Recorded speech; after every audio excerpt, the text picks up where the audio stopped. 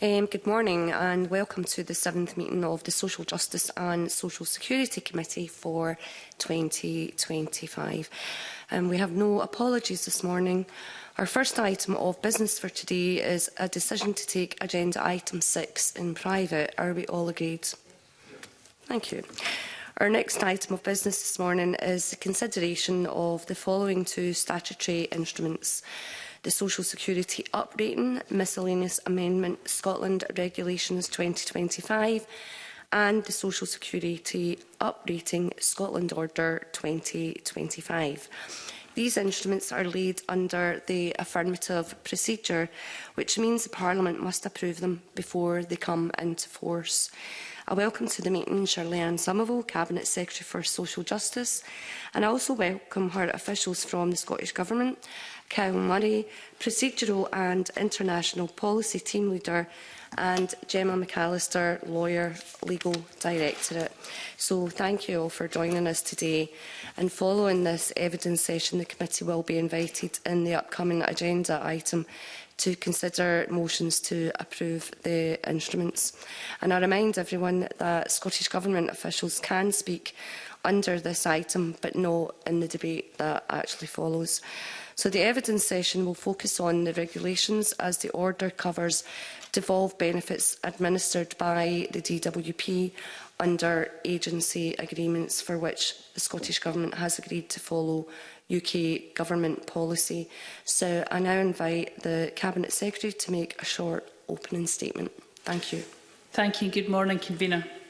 I welcome the opportunity to assist the committee in its consideration of the draft Social Security Uprating Scotland Order 2025 and the draft Social Security Uprating Miscellaneous Amendments Scotland Regulations 2025. The people of Scotland continue to face financial challenges in the economy, with energy and food bills continuing to rise. The support provided by the Scottish Government can be pivotal in helping people make ends meet. The Scottish Government has taken a conscious decision to invest in social security for the people of Scotland, and this investment is key to our national mission to eradicating child poverty and indeed to assist people with the cost of living crisis. Our commitment remains to help low-income families with their living costs, support older people and unpaid carers, and enable disabled people to live full and independent lives. So it's precisely because we know this investment is working that we will continue to ensure that it has maximum impact. In the Government, we recognise the importance of maintaining the value of all social security payments. Payments such as the Scottish Child Payment, Best Start Foods and Best Start Grants are integral to the First Minister's mission of ending child poverty. That is why this year we amended the 2018 Act to ensure that all payments delivered under this Act will be required to be increased in line with inflation every year. This is a significant divergence from the approach taken by the UK Government, where, in addition to pensions, only disability, carers and industrial injuries benefits are required to be uprated each year, with other payments uprated at UK Ministers' discretion. Even before this legislative change, we have frequently chosen to uprate not just those benefits that we are legally obliged to, but all benefits, despite tremendous budgetary pressures. These decisions were made as we understand the difference these payments make and the positive impact they have on the lives of people who receive them. From the Best Start Foods, designed to help tackle the impacts of child poverty by improving access to healthy food for families on low incomes, and Best Start Grants that help give children the best start in life by providing eligible families with additional money at key stages in those early years. To the winter heating benefits that provide targeted, reliable financial support to those most in need of help with their energy costs every winter. These payments matter to those who receive them, and as such, I believe increasing all payments in line with inflation helps protect their purchasing power as prices rise in the economy. The main purpose of the uprating regulations and order is to increase all social security payments by 1.7%, in line with the 12 months to September 2024 rate of the Consumer Prices Index, a leading measure of inflation.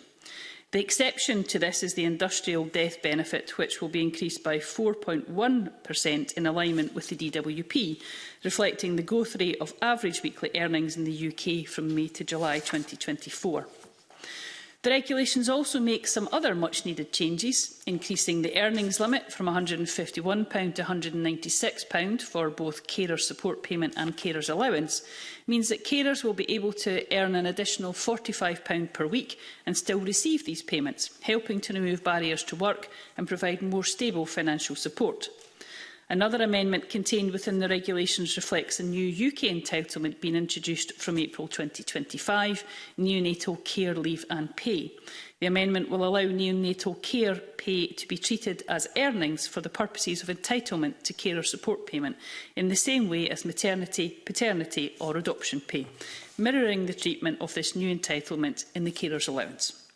Finally, a small change has also been made to the Scottish Adult Disability Living Allowance regulations to correct an unintentionally omitted word, bringing this in line with Disability Living Allowance as intended. Subject to parliamentary approval, in addition to the increases to the rates of all social security payments, these changes will commence from April 2025. And I'd like to thank the committee for its scrutiny of the instruments today. Okay, thank you, Cabinet Secretary. So we're now going to move on to questions. And again, our questions will be directed to you, but you are, of course, welcome to invite any officials to respond should you wish to do so. So I'm going to start with question number 1. And as you alluded to, in terms of going through an energy crisis and a cost of living crisis, the cost of obviously uprating in April 2025 is actually lower than previously forecast. To what extent has that eased the pressure in the 2025-26 social security budget? If you can explain that, thanks. So it is very important that the government does all it can to help people with the continuing cost of living crisis. That's exactly why the 2025-26 budget continues to allocate over £3 billion a year to policies which tackle poverty and the cost of living, whether that's through energy costs, food, rent. We know our constituents, many of them are still struggling. And that's why the government is determined to continue that investment. Now, I do recognise the point that you make, Convener, that the SFC forecast in December 2023 did forecast that benefits would be uprated by 3.3% in April 2025. And of course, with inflation having fallen by September 2024, the CPI rate was 1.7%. And that's the benefit, that's the rate that we will suggest using in these regulations. The cost of that benefit change is around £110 million.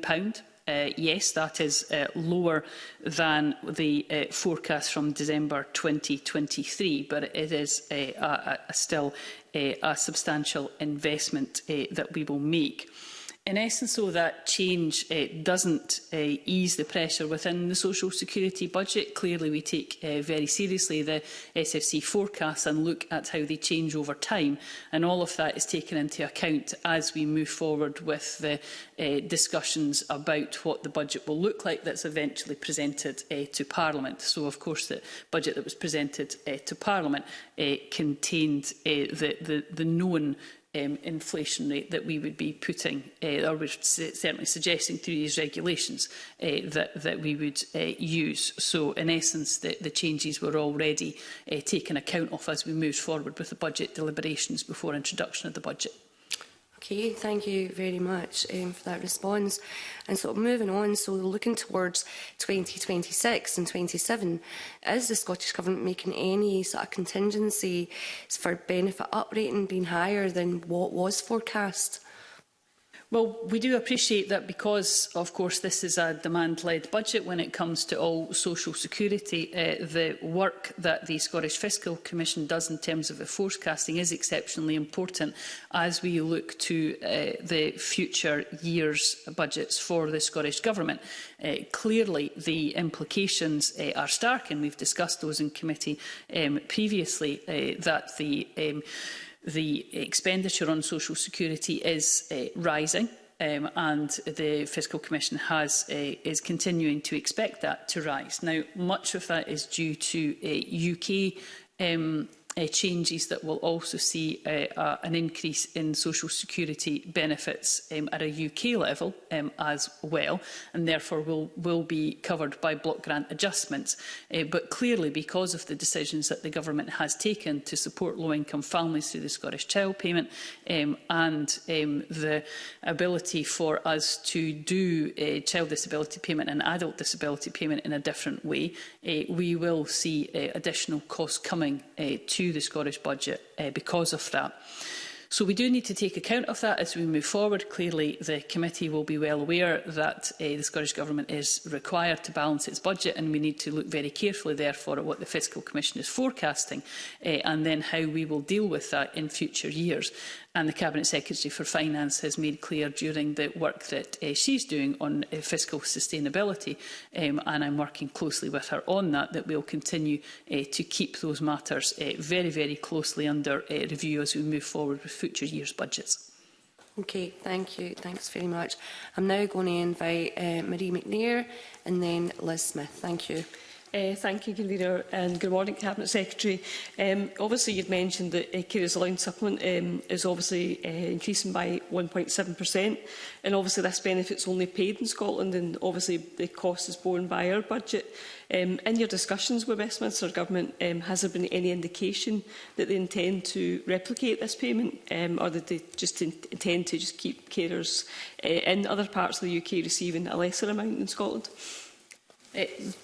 There certainly doesn't seem to be at this stage a desire and a move to have a carers allowance supplement as we do. And clearly, as we move forward, we're changing the way that we actually provide the carers allowance supplement once case transfer has continued.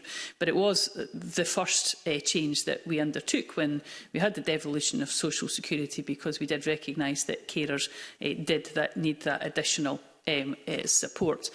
Clearly, it would be up to the UK Government to take their decisions on that, but we've laid out quite clearly the direction of travel we would like to move in supporting carers in different ways. That's in addition to what the UK Government would do, and those, of course, as committee knows, would therefore have to be found within the Scottish Government budget and not they wouldn't be covered by block grant adjustments. So it does matter what the UK Government does.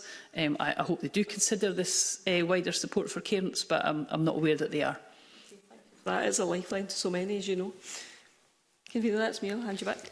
Okay, I'm now going to invite Liz Smith. Thank you.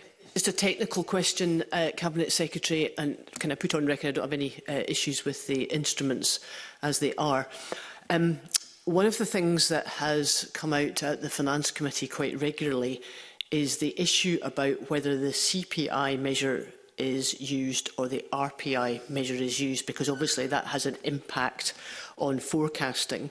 And I just wondered, in your discussions with Shona Robson as Finance Secretary and with the Scottish Fiscal Commission, whether the government's trying to get some consistency on the use of these measures, because it obviously matters a lot to the level of payment.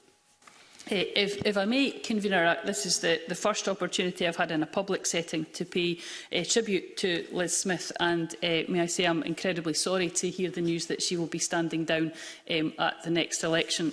Liz Smith and I may disagree on a number of political issues, but I have certainly watched her in the chamber over many a year and felt that she was someone who genuinely added to the debate in the Parliament. So can I pay tribute to Liz Smith for the work that she has done, and I'm sure will keep scrutinising me up until the last moment of this parliamentary term.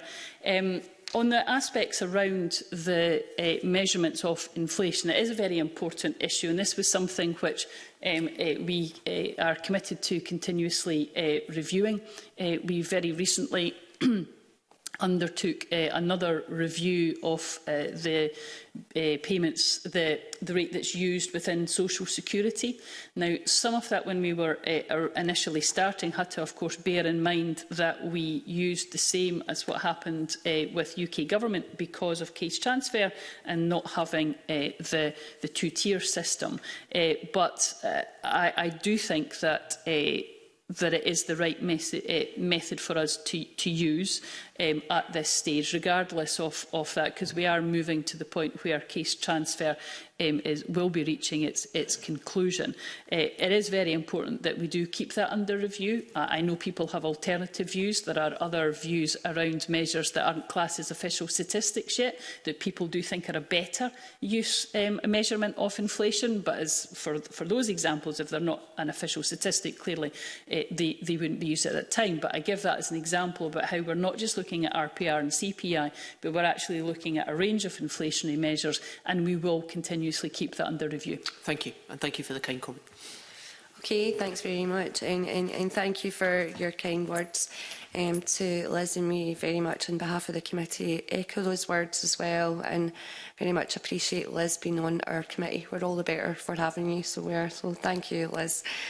So moving on, I'm going to invite Paul O'Kieran. Thank you. Thanks very much, Convener, and good morning to the Cabinet Secretary. I suppose just a brief one in terms of carer support payment and understanding the picture now that case transfers come into an end. And I suppose looking at the earnings limit. So if we reflect on the fact that in the budget at the UK level, the Chancellor, I think for the first time since 1976, moved that earnings limit and increased the kind of eligibility. Obviously replicated in terms of Scottish Government approach. So I just suppose, what reflection would the Cabinet Secretary have in terms of the further expansion in terms of the earnings limit? Is that something that she would intend to pursue within the devolved context, or if the UK Government, for example, decides to make further changes to carers allowance, would that very much depend on that interrelationship? And what discussions, if any, what discussions, if any, has she had around that? So we did very much welcome the UK Government's decision to increase the earnings threshold to the level of 16 hours at national living wage. This was similar to the approach that we proposed in our 2022 public consultation. So it was certainly a welcome change. And the regulations that are here today would increase that threshold in line with what's happening within UK Government.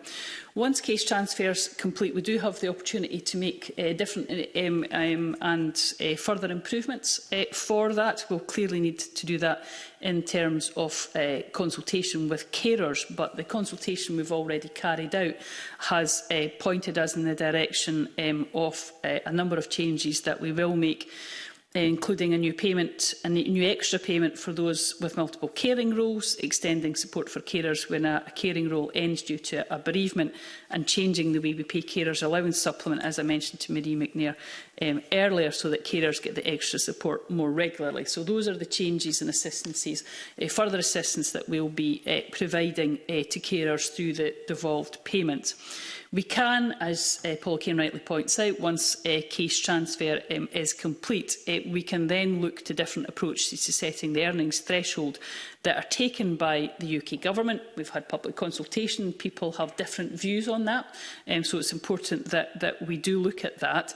And it's also important for carers' support payment in particular. I know this, I say this for every benefit, but for this one in particular, there is an exceptionally complex linkages both with the DWP and with HMRC, which we would want to go through in extreme detail to make sure there's no unintended consequences of a change that might look the right thing to do, but actually would leave carers worse off or no better off. So those in-depth discussions we will have to then carry out. So our concentration in the short term is on the aspects that I've mentioned.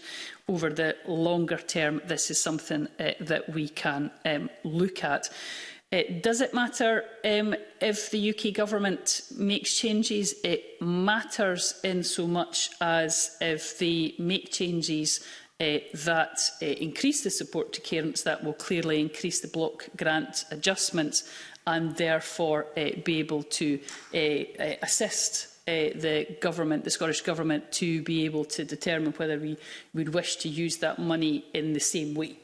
if they don't make any changes, but we do look to make changes to earning threshold considerations, then again, clearly that would be something else that would come out of the Scottish Government budget that's not covered by Buckland adjustments. So in that way, it does matter, because obviously that has an impact on the financial envelope that the Scottish Government has overall. So those things would need to be looked at in the round. Thank you. Okay, thanks very much. I'm going to invite Bob Doris in. Thank you. Thanks, Convener. I think much of what I was going to ask Cabinet Secretary has been answered, but I'll maybe just nudge a little bit more in relation to potential future reforms in relation to the carers payments. I was encouraging to hear you're already thinking about changes in relation to multiple carer roles around that, in relation to carers allowance supplement, and I think you mentioned in bereavement and roll-on of benefits and supports. That's really good. So that does suggest, because the substantive question I was going to ask Cabinet Secretary was that this has been live since November 2023, and how has the Scottish Government worked with those in receipt of this new benefit to tease out what future changes may look like? And if you could say a little bit more about how you've done that, that would be very helpful. But in answering, asking these questions, always nudge just a little bit more. It is really complex, and I understand it's a kind of binary choice. You're above or below the earnings threshold, and the payment is cut off completely. Given its complexity, tapering might be a real challenge, as well as financially challenging amongst anything else. But how does the experience, the lived experience of those in receipt of this payment since November 23 feature, and how the Scottish Government takes further work in relation to this area? So in terms of the further improvements and changes which I've already mentioned, those are based on consultation that has already taken place a few years ago, and that was where we laid out our immediate priorities for change. And I would again reassure carers and carers organisations that we are not we are not just set on making those three changes and that's it. We do know that carers organisations would like us to go further, and we will give considerations to those aspects, as I'm sure Mr Doris would expect us to. We have been able to make other changes in the way that the benefit is set up through Social Security Scotland that do help. So if I can give some examples of that, it's about making the information on earnings rules clearer. We can average out carers' earnings to provide more stable support, so that does help compared to what the previous DWP system was. And we're using data from HMRC and schedule reviews to check and track earnings. So under the system that we have, we are also putting in, or have already put in, improvements that help with the real difficulty which Mr Doris quite rightly points out to about that cliff edge around earnings thresholds. In saying that, the carer support payment rules around earnings were designed to mirror the carers allowance rules, in line with that commitment to avoid that two-tier system. And we do need to, as I say, bear in mind the complexity of our relationship with things that remain reserved. But we are very keen to get feedback from carers that are going through the new system. We're still very early on in the stages of the carer support payment having gone live, but we are continuing to get feedback from carers and stakeholders about how that benefit's working in practice, how those improvements that we have made are working in practice, to be able to determine what more we can do in terms of information, guidance, processes. As with all our social security benefits, I'm exceptionally proud of what we've introduced, but always conscious that this is our payment at introduction, and we must look to ensure that the administration and everything to do with the benefit, we are open, of course, to scrutiny and to continuous improvement. Cabinet Secretary, no further questions. Can I just say, look, I haven't looked at this morning. Anything the Scottish Government can do to improve the experience of those with fluctuating net earnings and that uncertainty is really welcome. It's good to hear that work's ongoing, so thank you. Okay, thanks very much. I'm going to invite Gordon MacDonald in now. Thank you. Thanks very much, Convener. The Joseph Rowntree Foundation has forecast that Scotland will be the only part of the UK that will see a drop in child poverty, and this is in large part due to the Scottish Child Payment. Given the impact the favourable impact it's had on child poverty, why is any future increase limited to inflation? So I think if we cast our mind back only the few years since this Scottish Child Payment came into being, Mr MacDonald will remember that this was based on the Give Me 5 campaign from anti-poverty organisations, and I was very pleased to work with my then colleague Aileen Campbell in the introduction of the Scottish Child Payment, which didn't come in at £5 as we had been asked, but came in at £10. Clearly, we are now at the stage that it will increase to £27.15 from April. So if my reckoning is correct, I understand that's an increase of over 170% since launch. And it was launched at £10. So we know that it does make a difference. We absolutely see that it really does make a difference. But we also need to bear in mind that the Scottish Fiscal Commission forecasts that we'll be investing £471 million on the Scottish Child Payment in 25-26. Now that benefits families over 330,000 children. So this is making an impact on families. As Mr MacDonald will know, part of our work for Best Start Bright Futures is about social security, but it's also about the other drivers of poverty, and that's why, as well as investing in the Scottish Child Payment, we need to invest in early learning and childcare, employability and so on. So this is one part of the work that we're doing. I mentioned that £3 billion figure at the start of my opening remarks to the convener. The Scottish Child Payment is important, but it's one part of our policies to help those on low incomes, and particularly those with children. So you've highlighted what the Scottish Government is doing to tackle child poverty, but coming over the horizon is Rachel Reeves' spending review later this month, and it's anticipated that it's going to be substantial cuts to budgets. How do you see that impacting on Scotland's social security system? Well, I read with concern some of the reports about what has apparently went to the OBR. I think we have I accept governments make choices. This government has to make difficult choices. I think the challenge is not to make those difficult choices on the back of the most vulnerable in our society, which is why I'm concerned, for example, about some of the first savings were, of course, against pensioners and the taking away of a universal winter fuel payment. We will reintroduce that in Scotland.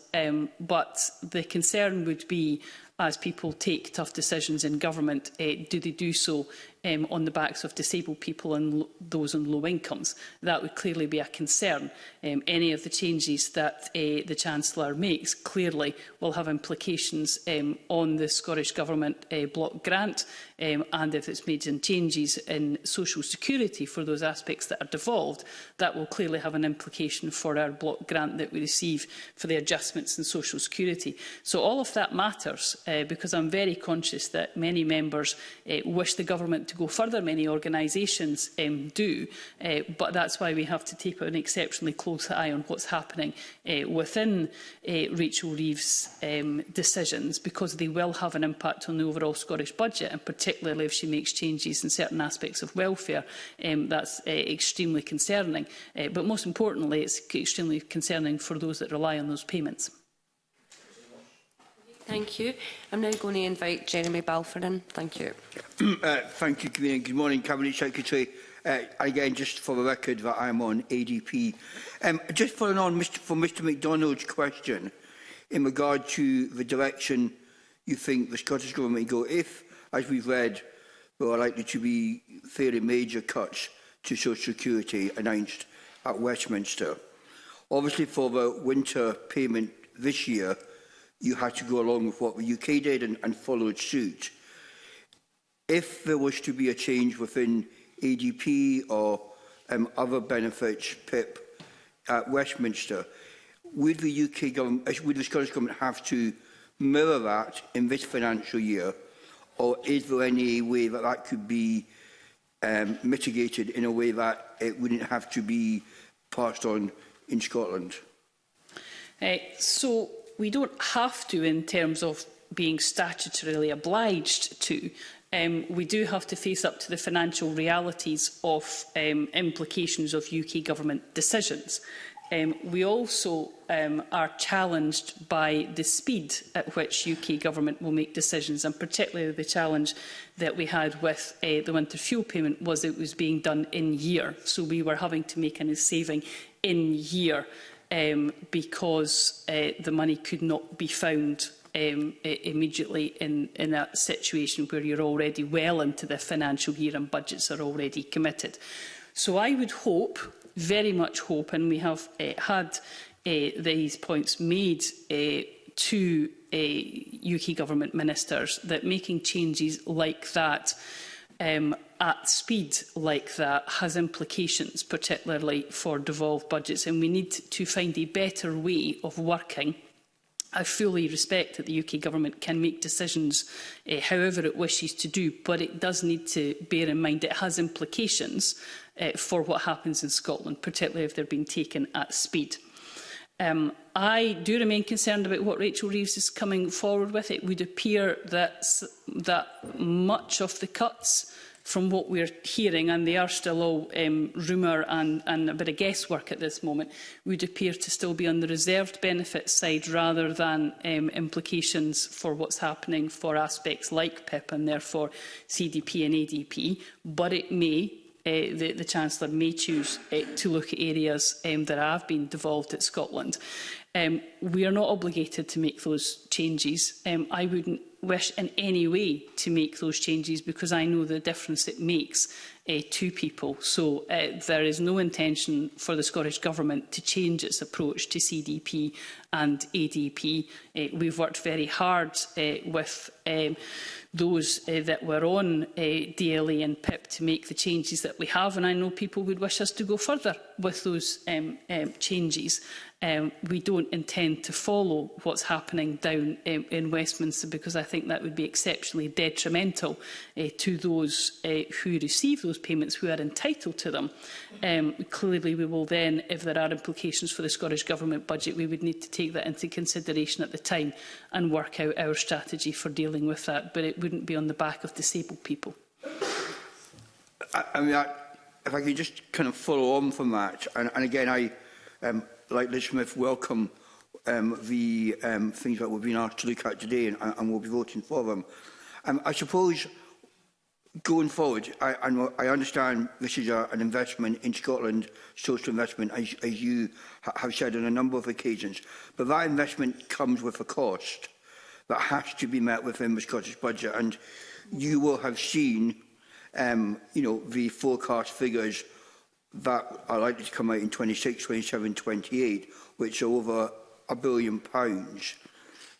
What work are you doing with your colleagues in regard to that money will presumably have to come from other budgets, and which budgets are you then looking at to take that money from so that that social investment in social security can take place? Because I don't think there's any other way to do it, except perhaps raising taxes. So is it a tax raising policy that you would be bringing forward, or would you be taking money from what other budgets?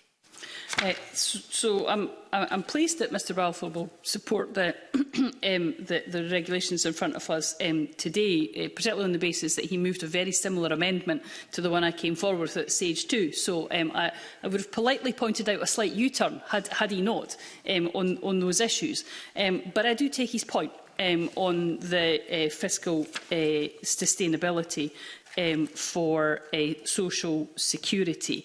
We do recognise that there's a great deal of work that needs to be done to ensure that we are fiscally sustainable. I do think social security is an investment in the people of Scotland, and we do need to bear in mind, as people talk about cutting the social security benefits in Scotland. What they would be talking about is taking money away from either low-income families, disabled people or carers. Those are the areas that people would have to find the money for.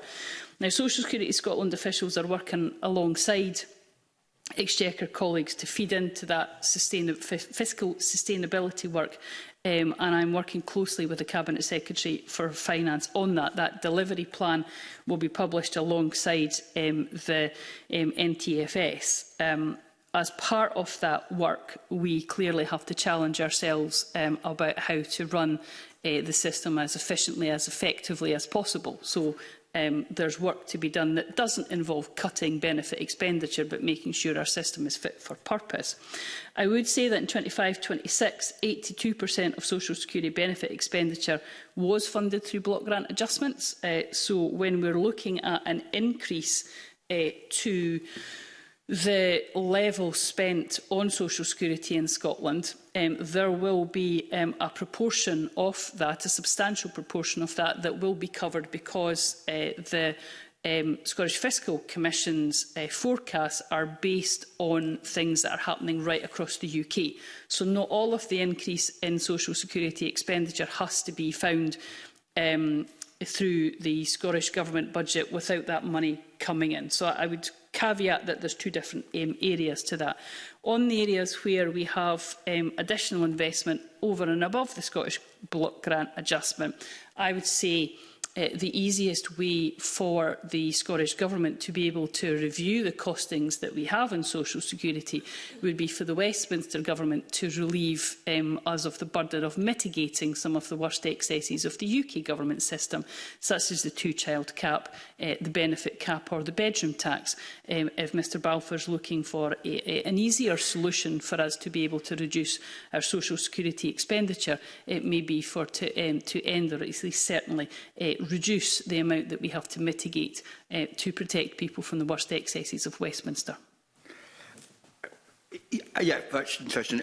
Final question, I promise, Cabinet Secretary, is in regard to the child disability payment, because you are right, there does seem to be an increase in child disability payment across the whole of the UK, but there seems to be a larger increase in Scotland percentage-wise, and I'm just wondering, have you or Social Security Scotland done any analysis to find out why that is happening? Is it to do with people applying?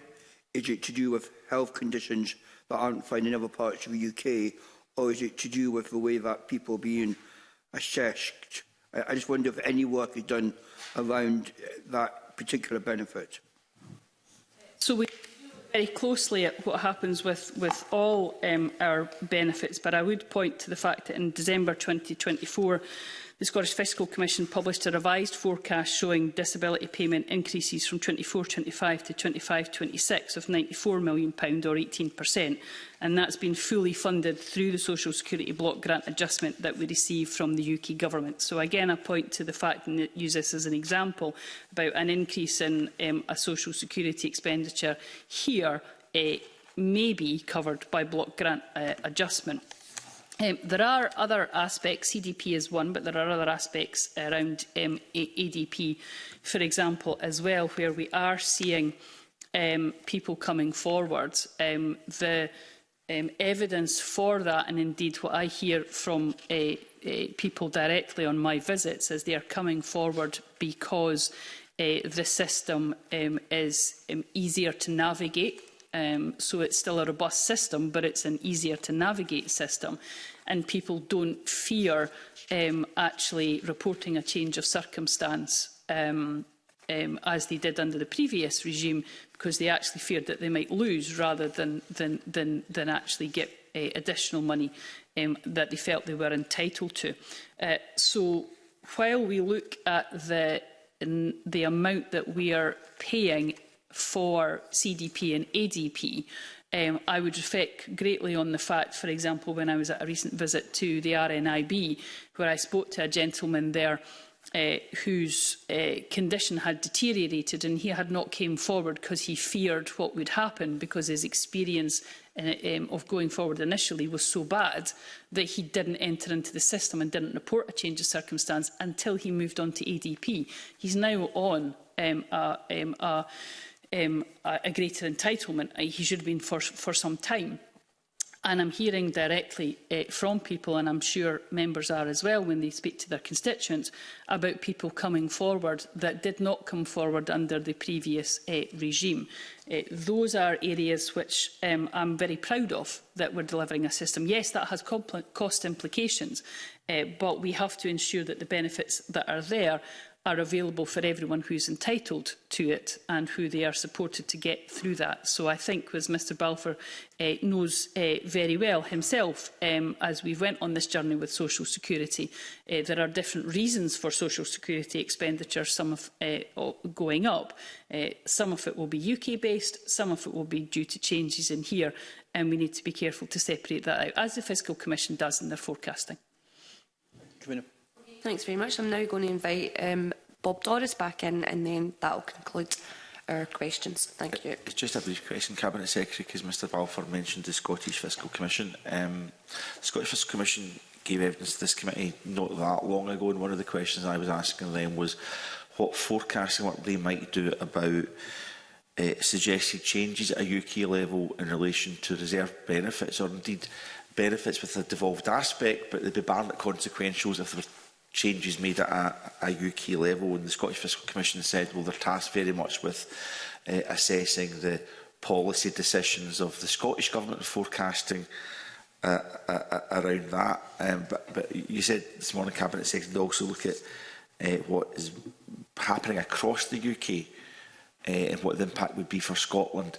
But that's what has been decided at a UK level, not as been mooted by a UK government. And I suppose my substantive question is there a further road to expand the Scottish Fiscal Commission for a period of preparedness, if you like, for the Scottish Government? So if the UK Government does implement one of its mooted cuts to UK welfare, be that reserved or devolved, the Scottish Government's got facts and figures and statistics at their disposal relatively quickly as to what the impact may be in Scotland to decide what actions and policy decisions that Scotland may actually take. It's a very fair point. I suppose I would break it down into two areas. There's the work that the Fiscal Commission does, which is clearly set out, and that involves obviously their role in forecasting social security and tax. The aspects around that, they are nuancing over time as we all have more experience of the devolved social security system, and we work very closely with the Fiscal Commission to understand the assumptions that underlie their forecasting. I think the work that Mr Doris is speaking about doesn't have to be done by the Scottish Fiscal Commission, clearly within government. If we have concerns about an area, or indeed, heaven forfend, we might actually be optimistic about a change that UK government might make at some point as well, we would be able to do that type of work internally ourselves. Now, people clearly may not feel that that's as robust as Scottish Fiscal Commission work, but it doesn't stop us doing that work in itself, and for it certainly to be robust in terms of the work our analysts take. So I would say there's a specific role for the Fiscal Commission, but there's also a role, if I can reassure Mr Doris, that we can do that work within Scottish Government. Helpful, thank you. Okay, thank you very much. So moving on to agenda item 3 is the formal consideration of motion S6M 16232 that the Social Justice and Social Security Committee recommends that the Social Security Uprating Miscellaneous Amendment Scotland Regulations 2025 draft be approved. And I invite the Cabinet Secretary to speak to and move the motion. Moves, Convener. Thank you, and I invite contributions from members. Okay, thank you. The question is that motion S6M 16232 in the name of Shirley Ann Somerville be approved. Are we all agreed? Okay, thank you. Agenda item 4 is the formal consideration of motion S6M16233 that the Social Justice and Social Security Committee recommends that the Social Security Uprating Scotland Order 2025 draft be approved, and I invite the Cabinet Secretary to speak to and move the motion. Move, Convener. Okay. Thank you, and I invite the contributions from any members. No. The question is that motion S6M16233 in the name of Shirley Ann Somerville be approved. Are we all agreed? Okay. The committee will report on the outcome of both instruments in due course, and I invite the committee to delegate authority to me as convener to approve drafts of the report for publication. Do members agree? And I thank the Cabinet Secretary and your officials for providing evidence today, and I now briefly suspend the meeting to allow the Cabinet Secretary to leave the room. Thank you.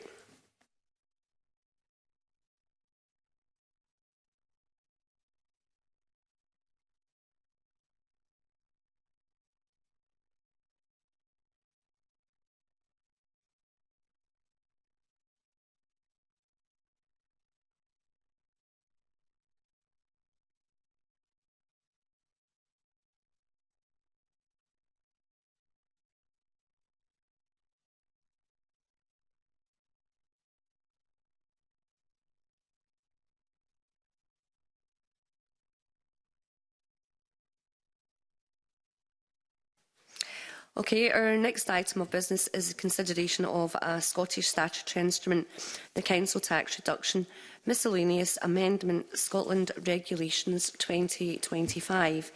This instrument is subject to the negative procedure. Do members have any comments on the instrument? Okay. I invite the committee to agree that it does not wish to make any further recommendations in relation to this instrument. Are members content to know the instrument? Thank you. And that concludes our public meeting. Thank you.